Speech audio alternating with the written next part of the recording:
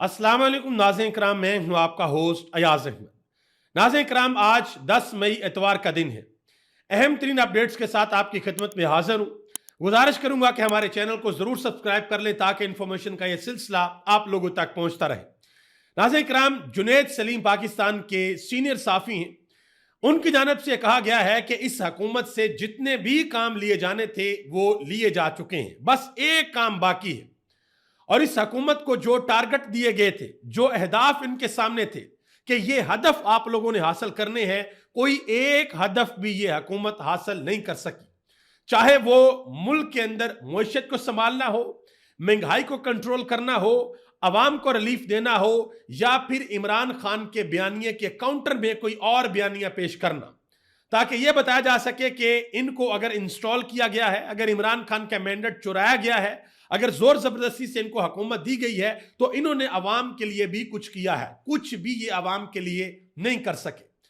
जुनैद सलीम कहते हैं कि बावसूख जराए का कहना है कि फॉर्म 47 की हुकूमत से अब सिर्फ एक काम लेना बाकी रह गया है, और वो है 28वीं आईनी तरमीम की मंजूरी। मजीद वो कहते हैं कि नून लीग और पीपल्स पार्टी की क़यादत को इस बात का काफी हद तक अंदाजा हो चुका है कि अगर 28वीं तरमीम मंजूर हो गई तो निज़ाम के लिए इनकी तमाम तर खिदमात के बावजूद इनकी मजीद जरूरत बाकी नहीं रहेगी और इन्हें टिश्यू पेपर की तरह इस्तेमाल करके बाहर फेंक दिया जाएगा। उन्होंने पाकिस्तान तहरीक इंसाफ यानी कि अपोजिशन और एस्टेब्लिशमेंट के दरमियान जो बातचीत चल रही है, जो मुज़ाकरात हो रहे हैं, इस हवाले से भी एक अहम तरीन बात बताई है। वो कहते हैं कि तहरीक इंसाफ और एस्टेब्लिशमेंट के साथ जो मामलात हैं उन पर बात काफी हद तक आगे बढ़ चुकी है और बहुत से मामला तय पा चुके हैं। ये मुज़ाकरात महमूद खान अचकज़ई और बैरिस्टर गौहर ने किए हैं, जिनसे सलमान कमराजा और सुहेल खान अफरीदी को भी आगाह किया गया है। तहरीक इंसाफ को कहा गया है कि सितंबर के महीने तक आप लोगों ने चुप रहना है, उसके बाद इस निज़ाम को लपेट दिया जाएगा और बाद में फिर इलेक्शन करवाया जाएगा।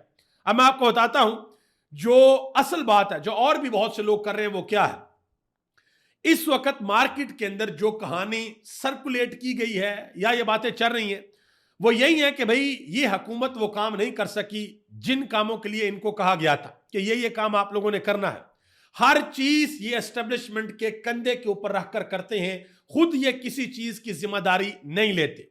इन्होंने अवाम को किसी किस्म का कोई रिलीफ नहीं दिया, महंगाई को इन्होंने कम नहीं किया, पेट्रोल इन्होंने 400 से ऊपर पहुंचा दिया, और वो इस वजह से नहीं पहुंचा कि आलमी मंडी के अंदर पेट्रोल महंगा हो गया है, वो इस वजह से पहुंचा है कि ये हुकूमत टैक्स इकट्ठा नहीं कर सकी।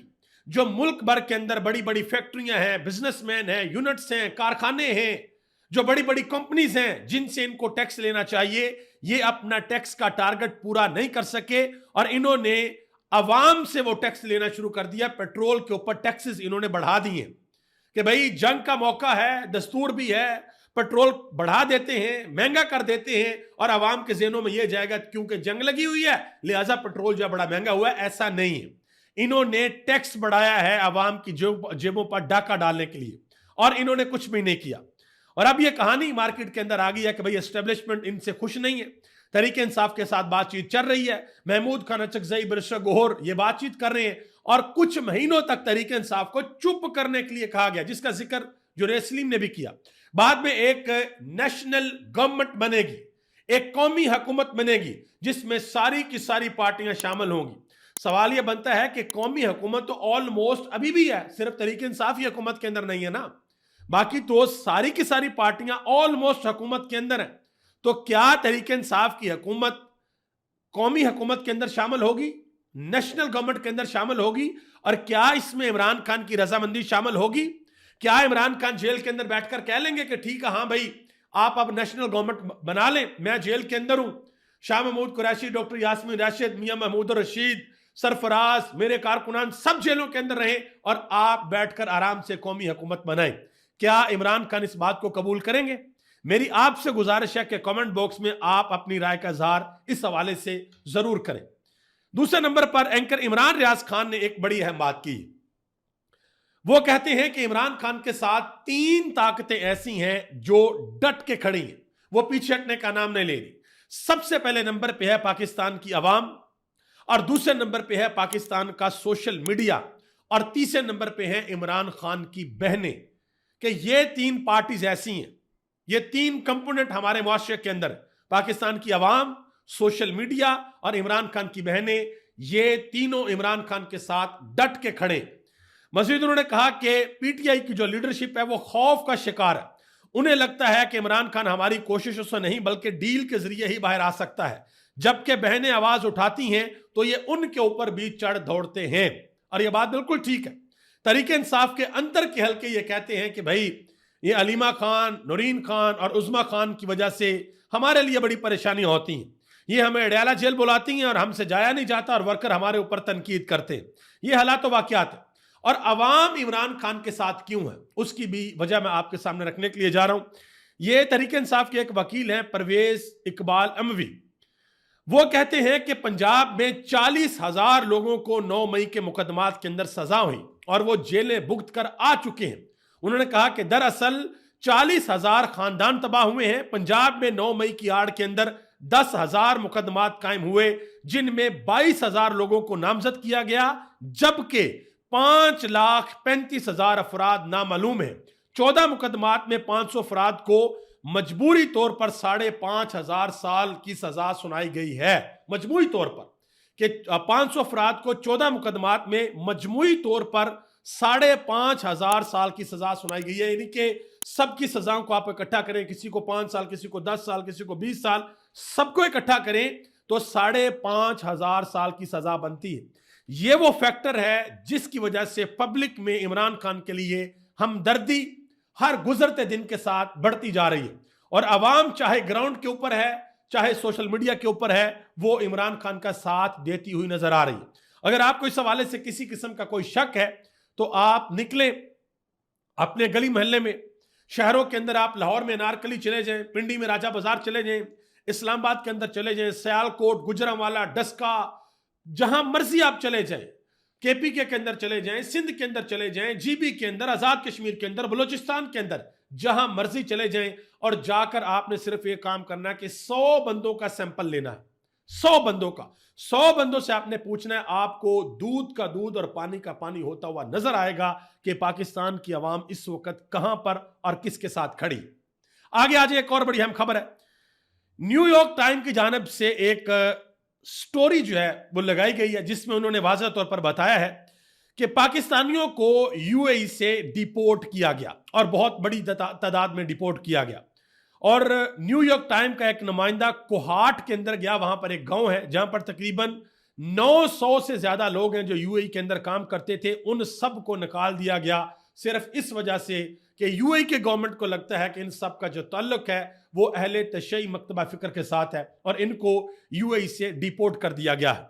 اب سوال یہ بنتا ہے کہ کیا پاکستان کے وزیر اعظم جو فوراً سے ٹویٹ کرتے ہیں کہ بھئی یو اے ای کے اوپر حملہ ہو گیا، ہم ان کے ساتھ کھڑے ہیں، تو کیا آپ اپنے لوگوں کے حوالے سے یو اے ای سے بات چیت کریں گے؟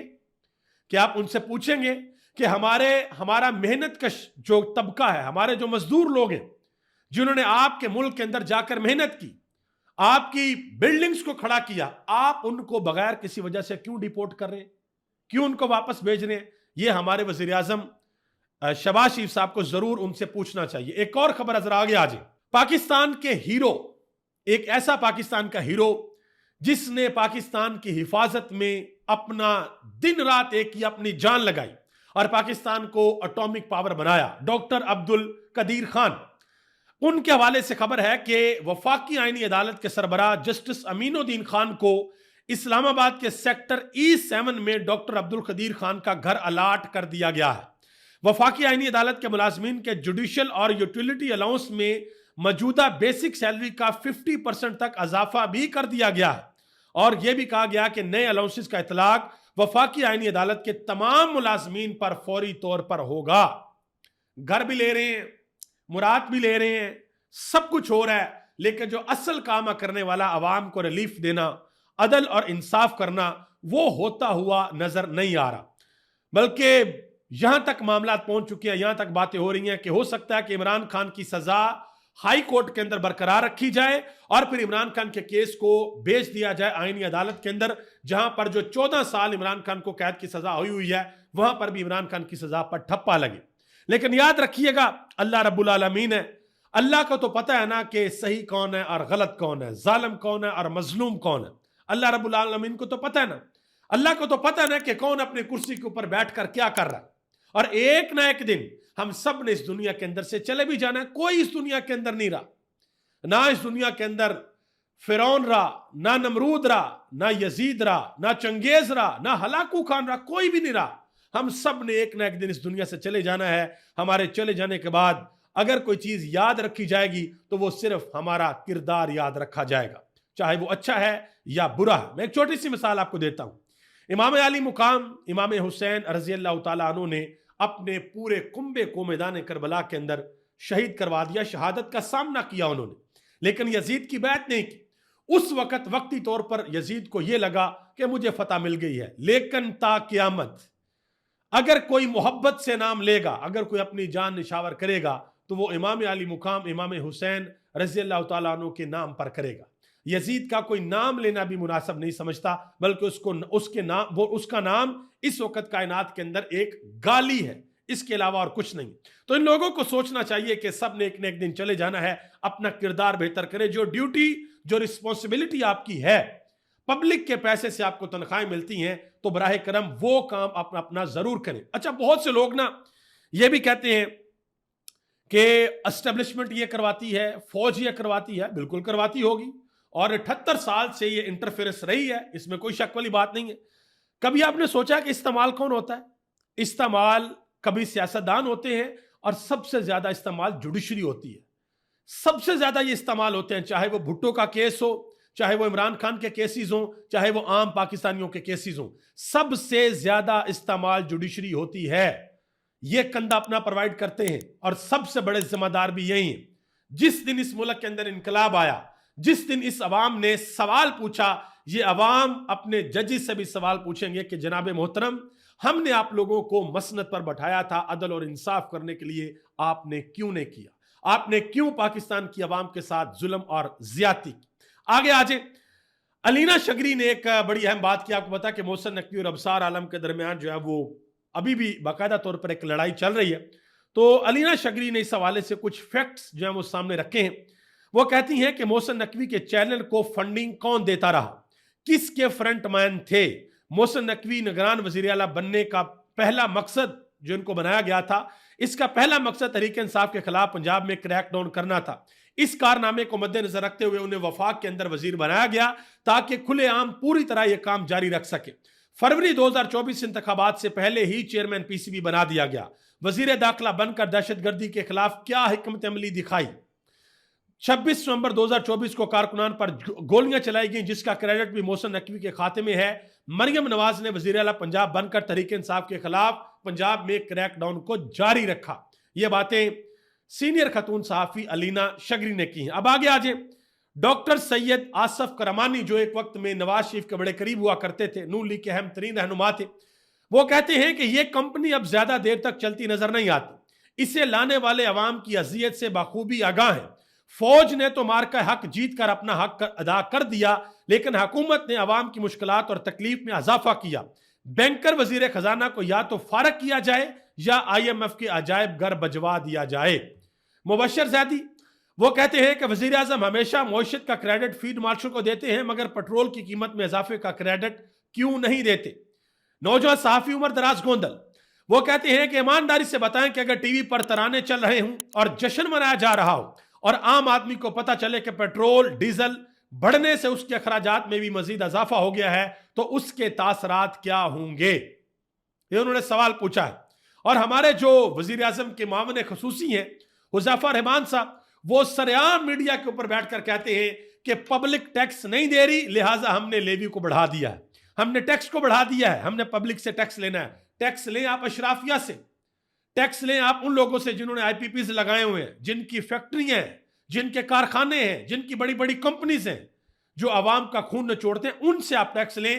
عام عوام تو بیچاری ماچس کی ڈبی کے اوپر بھی ٹیکس دیتی ہے. آپ کسی جگہ پر جا کر کوئی چیز خریدتے ہیں، کسی ہوٹل سے آپ کھانا کھاتے ہیں، آپ گھر کی گروسری کرتے ہیں، ہر چیز کے اوپر عوام ٹیکس دیتی ہے. لیکن پھر بھی پیٹرول کے اوپر بھی عوام سے ٹیکس لیا جا رہا ہے تقریباً 198 روپے اس وجہ سے یہ حکومت کی اپنی سکت نہیں ہے، حکومت کے جو اپنے ٹارگٹ ہیں ٹیکس لینے کے لیے، پورا کرنے کے لیے، وہ یہ حکومت پوری نہیں کر سکی۔ اور جو عوام کی صورتحال ہے وہ ذرا آپ سن لیں۔ یہ ARY نیوز کی جانب سے ایک پروگرام کیا گیا، چلے شکر ہے یہ باہر نکلے ہیں، انہوں نے عوام کی رائے لینا شروع کی ہے، ورنہ عمران خان کے دور حکومت میں اتنے لمبے مائک لوگوں کے منہ میں گھساتے تھے۔ عوام میں بہت سے لوگوں نے کہا، انہوں نے کہا جی اتنی مشکل میں ہیں کہ دل کرتا ہے مر جائیں، یقین مانے ہماری جیبیں خالی ہو چکی ہیں، بہت مشکل گزارا ہو رہا ہے، دیہڑی والا تو ویسے ہی مر گیا ہے، کیا ہم موٹر سائیکل بیچ دیں، کیا ہم سائیکلوں پہ آ جائیں، ہم کیا کریں؟ لوگوں نے کہا کہ پہلے ایک مہینے کے اندر ہمارا 15,000 روپے کا پیٹرول لگتا تھا، اب 30 سے 35,000 روپے کا لگتا ہے۔ پاکستان کے اندر کیا چل رہا ہے کچھ سمجھ نہیں آ رہی۔ حکومت تھوڑا بوجھ خود پر ہی ڈال لے، ہم پر ہی سارا بوجھ یہ کیوں ڈال رہے ہیں؟ یہ پیٹرول کی قیمتوں کے اوپر لوگوں نے اپنی رائے کا اظہار کیا ہے، آپ اندازہ لگا لیں۔ اور دوسری طرف جو بڑے بڑے میڈیا ہاؤسز ہیں، جو بڑے بڑے بزنس مین ہیں، وہ کیا کر رہے ہیں؟ یہ ایک ہمارے ایک بھائی ہیں محمد عمیر، نوجوان صحافی ہیں، وہ کہتے ہیں کہ ایک طرف میڈیا پر اشتہارات کی بارش ہے اور دوسری جانب خلافت کولا والوں نے اپنے چینل سنو نیوز سے 170 ملازمین کو نکال دیا گیا ہے۔ یعنی کہ ایک طرف تو میڈیا کو اشتہارات دیے جا رہے ہیں، اور جب میڈیا اشتہارات چلاتا ہے اس کا مطلب ہے کہ وہ اس کی مد میں بہت سے پیسے بھی وصول کرتا ہے حکومت سے۔ تو ایک طرف تو اشتہارات مل رہے ہیں اخبارات کو، ٹی وی چینل کو، سب کو، لیکن دوسری طرف خلافت کولا والوں نے اپنے چینل سنو نیوز سے 170 ملازمین کو نکال دیا ہے۔ 3 بیوروز مکمل بند کر دیے گئے ہیں اور نکالے گئے تمام ملازمین کو ابھی تک اپریل کی تنخواہ بھی نہیں ملی۔ سما اب تک بہترین تنخواہیں دے رہا تھا، مگر وہاں بھی نوٹسز کے نام پر خوف کی فضا ہے۔ چند دنوں میں متعدد لوگوں کو ہارٹ اٹیک اور برین ہیمریج ہوا ہے، ایک ورکر کی جان بھی جا چکی ہے، آپ اندازہ لگائیں۔ ایک اور صاحب ہیں رضوان یعقوب صاحب، انہوں نے سوشل میڈیا کے اوپر لکھا کہ میں ملتان کے بڑے صنعتی group Mahmood group of industry کے ساتھ کام کرتا ہوں، وہ انٹرنیشنل برانڈز کے گارمنٹس بناتے ہیں، وہاں پر ملازمین کی ڈاؤن سائزنگ کا یہ لیول ہو گیا ہے کہ امام مسجد کی چھٹی کروا دی گئی ہے اور عملے کو کہا گیا ہے کہ آپ میں سے کوئی شخص جماعت کروا لیا کرے، اگر نہیں کروا سکتا تو پھر اپنی جماعت اپنی نماز آپ خود کر لیا کرے۔ یعنی کہ ڈاؤن سائزنگ ہو رہی ہے، لوگوں کو نکالا جا رہا ہے، اور امام مسجد کو بھی نکال دیا کہ بھائی اس کی تنخواہ بھی ہم برداشت نہیں کر سکتے، آپ اندازہ لگا لیں۔ اور ہمارے وزیر اعظم شہباز شریف صاحب کیا کہا کرتے تھے، یہ 3 جولائی 2021 کی شہباز شریف کی سٹیٹمنٹ ہے، جس میں وہ کہتے تھے کہ مہنگائی کے خلاف انقلاب آنا چاہیے، غربت کے خلاف انقلاب آنا چاہیے، ظلم زیادتی کے خلاف انقلاب آنا چاہیے، اس نظام کے خلاف انقلاب آنا چاہیے، یہ ہمارے شہباز شریف صاحب کہا کرتے تھے، آپ اندازہ لگا لیں۔ اور احسن اقبال صاحب، ان کے بہت سے بیانات سوشل میڈیا کے اوپر وائرل ہیں، جس میں وہ دعویٰ کیا کرتے تھے کہ نون لیگ ہی ملک کی معیشت کو چلا سکتی ہے، کیونکہ نون لیگ کے پاس ہی تجربے کار ٹیم ہے، نون لیگ ہی پاکستان کی وہ واحد اور اکلوتی جماعت ہے جس کے جو مہنگائی کے نسور کو کنٹرول کر سکتی ہے، کیونکہ اس کے پاس ایک بڑی اور تجربہ کار ٹیم ہے اور اس ٹیم کے پاس مہارت بھی ہے۔ کہاں پہ ہے وہ تجربہ کار ٹیم، کہاں پہ ہے وہ مہارت؟ کیا آپ نے عوام کو ریلیف دیا؟ یہ بہت سے سوالات۔ ناظرین کرام، آج ایک اہم ترین تقریب بھی ہوئی ہے جس سے پاکستان کے field marshal general Asim Munir نے خطاب کیا، اور خصوصی طور پر انہوں نے پاکستان کی تمام سیاسی جماعتوں کا شکریہ بھی ادا کیا، پاکستان کے ان نوجوانوں کا شکریہ بھی ادا کیا جنہوں نے ہندوستان کے ساتھ لڑائی میں social media per over the digital media Hindustan کے بیانیے کو نیست و نابود کیا، اور اس میں ایک بہت بڑی تعداد کون سی پارٹی کے لوگوں کی تھی وہ آپ لوگوں کو بہت اچھے طریقے سے پتا ہے۔ فیلڈ مارشل نے کہا کہ مارکہ حق کے دوران حق آ گیا اور باطل مٹ گیا، باطل ہوتا ہی مٹنے کے لیے ہے۔ مزید کہا کہ میں صدر، وزیر اعظم اور تمام سیاسی جماعتوں کا مشکور ہوں، سب نے قومی اکائی کا پیغام دیا، قومی وقار پر کوئی سمجھوتا قابل قبول نہیں۔ پاکستانی میڈیا، صحافی برادری اور نوجوان جنہوں نے دشمن کے سائبر پروپیگنڈوں کو ناکام بنایا، میں انہیں خراج تحسین پیش کرتا ہوں۔ یہ بھی کہا کہ قوم ہماری طاقت ہے، ہم قوم کی قوت ہے، پاکستانی قوم کا مستقبل بہت روشن اور تابناک ہے، اس قوم نے مشکلات کا ہمت اور حوصلے سے مقابلہ کرنا ہے۔ اقوام عالم نے دنیا کو ہولناک تباہی سے بچانے کی پاکستانی کوششوں کو سراہا ہے۔ امریکہ اور ایران بالخصوص ڈونلڈ ٹرمپ کے انتہائی مشکور ہیں، جنہوں نے مشکل کام کے لیے پاکستان پر اعتماد کیا، ہم اس اعتماد پر پورا اتریں گے۔ یہ ابھی تک کی خبریں تھی جو میں نے آپ تک پہنچا دی ہیں، آپ سب کا بہت بہت شکریہ۔ انشاءاللہ بہت جلد دوبارہ آپ کی خدمت میں حاضر ہوں گا، تب تک لیے مجھے اجازت دیں، اللہ حافظ، السلام علیکم ورحمۃ اللہ وبرکاتہ۔